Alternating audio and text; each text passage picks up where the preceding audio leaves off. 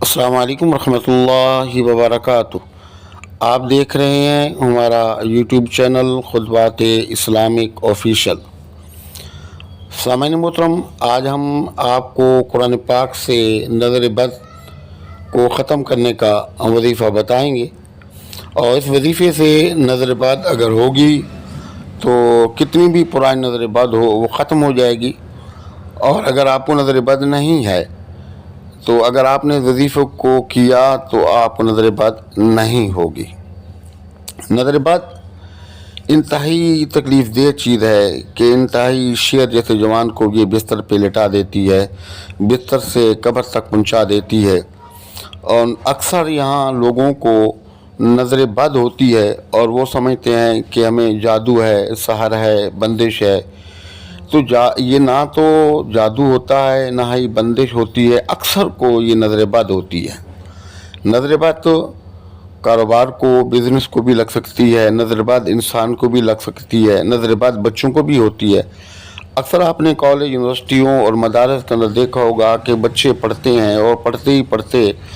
جب education complete ہونے کے قریب ہوتا ہے تو وہ پڑھنا چھوڑ دیتے ہیں۔ تو اس کی وجہ کیا ہے؟ اس کی وجہ یہی ہے کہ ان کو نظر بد ہو جاتی ہے، اور نبی کریم صلی اللہ علیہ وسلم نے فرمایا کہ نظر بد اتنی سخت چیز ہے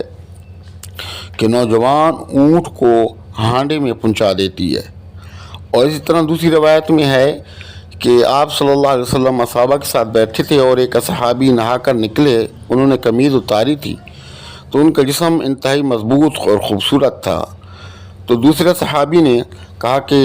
بہت خوبصورت جسم ہے، تو فوراً وہ صحابی زمین پر گرے اور تڑپنے لگے۔ تو آپ صلی اللہ علیہ وسلم نے فرمایا کہ اس کو فلاں صحابی کی نظر لگ گئی ہے۔ اور حضرت یعقوب علیہ السلام نے جب اپنے بیٹوں کو مصر بھیجا سفیر بنا کر، تو آپ کے 11 بیٹے تھے، اور آپ نے بچوں سے کہا، اپنے 11 بیٹوں سے کہا کہ سب ایک ساتھ ایک دروازے سے داخل دربار میں نہیں ہونا، الگ الگ دروازوں سے ایک ایک کر کے آپ لوگوں نے داخل ہونا ہے۔ اس کی وجہ کیا ہے کہ ایک ساتھ تو جب 11 بھائی گٹھے داخل ہوں گے تو کہیں نظر بد نہ لگ جائے۔ تو ویڈیو مکمل دیکھیے گا۔ الذي نزل الفرقان على عبده ليكون للعالمين نذيرا۔ نظر بد ماں باپ کی اولاد کو لگ سکتی ہے، اولاد کی ماں باپ کو ہو سکتی ہے، بہن بھائیوں کی ہو سکتی ہے، دوست احباب کی ہو سکتی ہے، رشتہ داروں کی ہو سکتی ہے، جان پہچان والوں کی ہو سکتی ہے، مرد عورت کی ہو سکتی ہے۔ یعنی کہ نظر بد ایک ایسی چیز ہے کہ کسی کی بھی لگ سکتی ہے۔ تو یہ نظر بد ایک اسی طرح کا غیر مسلم مکہ میں تھا جس کی نظر بد بہت زیادہ لگتی تھی۔ تو وہ نبی کریم صلی اللہ علیہ وآلہ وسلم کے پاس اس نیت سے آیا کہ میں آپ صلی اللہ علیہ وسلم کو نظر بد لگا کر کے نقصان پہنچاؤں گا۔ تو اس وقت یہ مبارکہ سورۃ نون کی جو آپ کو نظر آ رہی ہیں یہ نازل ہوئی، اور اللہ رب العزت کی طرف سے آپ صلی اللہ علیہ وسلم کو حکم ہوا کہ آپ یہ آیت مبارکہ پڑھیں اور پڑھ کر اپنے آپ کو دم کریں۔ تو آپ صلی اللہ علیہ وسلم نے ان آیت مبارکہ کو پڑھا اور پڑھ کر دم کیا۔ تو اس نے اپنی طرف سے پوری کوشش کی، لیکن اس کی نظر بد نے آپ صلی اللہ علیہ وسلم پر اثر نہیں کیا۔ تو اس کو وظیفہ کرنے کا طریقہ یہ ہے کہ آپ فجر کی نماز کے بعد اول اور آخر 11 مرتبہ درود شریف، درمیان میں 7 مرتبہ سورۃ الفاتحہ، آیت الکرسی اور چاروں کل پڑھیں، اور پڑھ کے اپنے ہاتھوں پر پھونکیں اور پھونک کر پورے جسم پر ہاتھ پھیریں جہاں جہاں آپ کا ہاتھ پہنچتا ہے۔ پھر اول اور آخر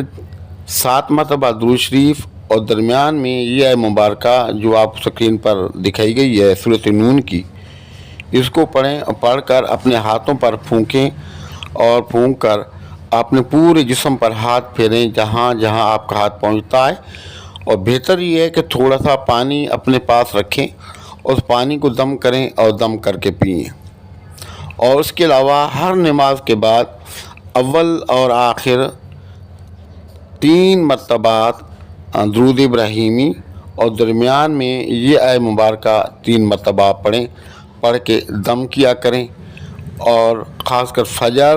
اور نماز مغرب کے بعد جو آپ کو طریقہ بتایا گیا ہے، آپ اس طرح بھی دم کریں، اور ہر نماز کے بعد بھی دم کریں، پانی کو دم کریں، اور وہ پانی اپنے گھر والوں کو، اپنے بچوں کو پلائیں۔ اگر آپ کے کاروبار میں کوئی مسئلہ ہے، یا آپ کی شاپ میں کوئی مسئلہ ہے، آپ کی فیکٹری میں کوئی مسئلہ ہے، تو وہ دم پانی وہاں چھڑکاؤ کریں، اپنے گھر میں اس پانی کا چھڑکاؤ کریں، اپنے گھر والوں کو پلائیں، اپنے بچوں کو وہی پانی پلائیں۔ تو انشاءاللہ کسی قسم کی کوئی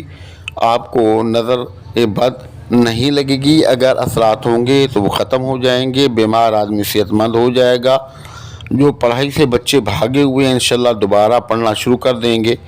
اور رکا ہوا جو آپ کا کاروبار ہے یا رکے ہوئے رشتے ہیں انشاءاللہ یہ تمام معاملات آپ کے اللہ رب العزت اس کلام کی برکت سے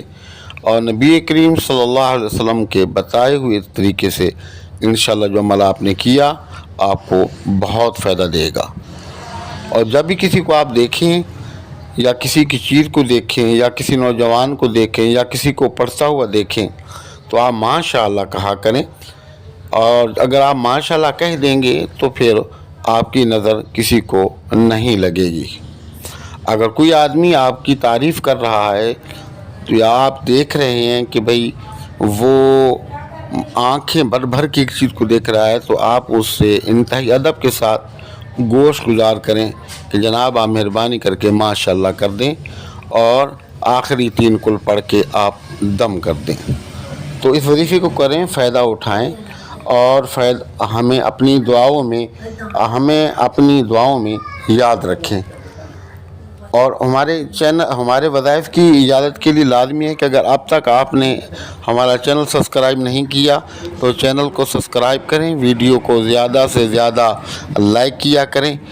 اور زیادہ سے زیادہ شیئر کیا کریں، تاکہ دوسرے جو اللہ کی مخلوق اور نبی کریم صلی اللہ علیہ وسلم کی امت میں جو پریشان حال لوگ ہیں اور اس طرح کی بیماریوں میں تکالیفوں میں مبتلا ہیں ان تک یہ وظائف پہنچیں، وہ ان سے فائدہ اٹھائیں۔ کیوں؟ کر بھلا جو ہو بھلا ہوتا ہے بھلے کا بھلا۔ اگر آپ کسی کا بھلا کرنا چاہتے ہیں تو ابھی آپ کی طرف سے بھلا ہوتا نہیں، صرف نیت ہی کرتے ہیں، تو اللہ پاک آپ کے ساتھ بھلائی کے دروازے کھول دیتا ہے، رحمتوں، برکتوں، شفقتوں کی بارشیں آپ پر برسیں شروع ہو جاتی ہیں، اور اس کی برکت سے آپ کی تمام تکلیفیں، آپ کے تمام مصائب و آلام اللہ رب العزت دور فرما دیتا ہے، اور آپ کے تمام جو غم ہیں ان کو خوشیوں میں تبدیل کر دیتا ہے، اور موجودہ جو آپ پر تکالیفیں ہوتی ہیں وہ بھی ٹل جاتی ہیں، اور آنے والی سماعی ارضی آفات و بلیات سے آپ کی، آپ کے بچوں کی، آپ کے گھر والوں کی اور آپ کے کاروبار کی اللہ رب العزت حفاظت فرماتا ہے۔